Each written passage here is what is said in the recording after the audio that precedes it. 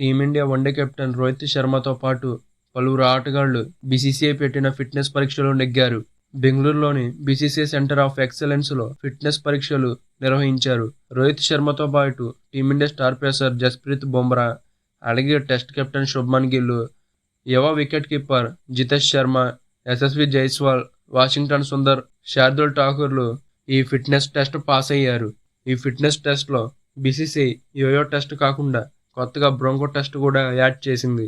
దాంతో బ్రోంకో టెస్ట్ అనే పదం సోషల్ మీడియాలో చర్చనీయాంశంగా మారింది. అయితే అసలు ఈ బ్రోంకో టెస్ట్ అంటే ఏమిటి, అలాగే బ్రోంకో టెస్ట్ ఎలా చేస్తారు, అలాగే భారత ఆటగాళ్ళకి ఎందుకు, సో వీటన్నిటి గురించి ఈ వీడియోలో తెలుసుకుందాం.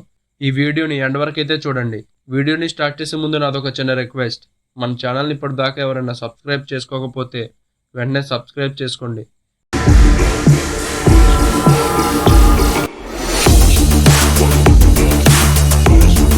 బ్రోంకో టెస్ట్ ఒక రకమైన హై ఇంటెన్సిటీ రన్నింగ్ డ్రిల్ అని చెప్పవచ్చు.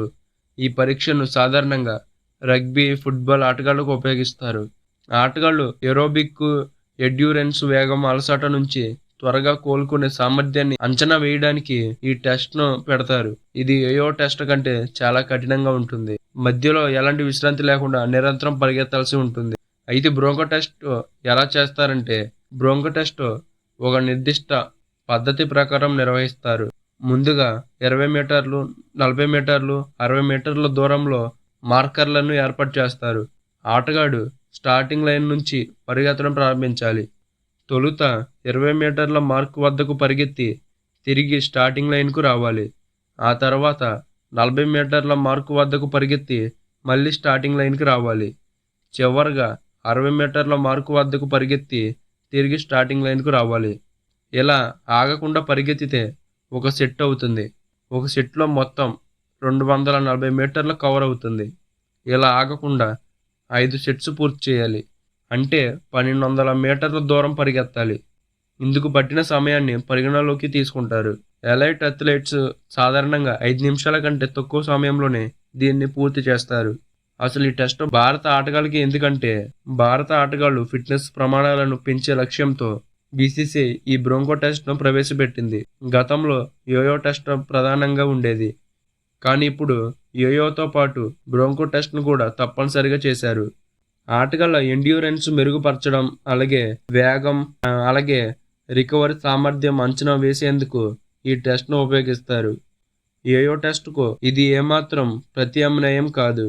అదనపు పరీక్ష క్రికెట్ మ్యాచ్ల్లో ఆటగాళ్లు బంతి కోసం పరిగెత్తడం, వికెట్ల మధ్య పరిగెత్తడం, ఫీల్డింగ్ చేయడం వంటివి నిరంతరం చేయాల్సి ఉంటుంది. బ్రోంకో టెస్ట్ ఈ నిరంతరం శారీరక శ్రమకు ఆటగాళ్లను సిద్ధం చేస్తుంది. T20 టెస్ట్ ఫార్మెట్లకు రిటైర్మెంట్ ప్రకటించిన రోహిత్ శర్మ ప్రస్తుతం వన్డే ఫార్మెట్లో కొనసాగుతున్నాడు. అక్టోబర్లో ఆస్ట్రేలియా పర్యటనలో జరిగే 3 వన్డేల సిరీస్లో రీ ఎంట్రీ ఇవ్వనున్నాడు.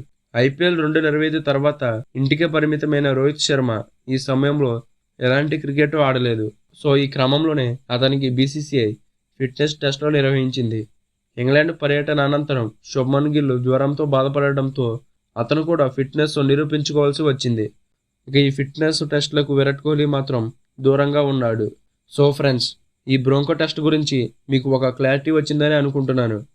సో మరి బ్రోంకో టెస్ట్ గురించి మీ ఒపీనియన్ని కామెంట్ చేయండి. అలాగే ఈ వీడియో నచ్చితే లైక్ చేయండి, షేర్ చేయండి, సబ్స్క్రైబ్ చేయడం మాత్రం మర్చిపోకండి.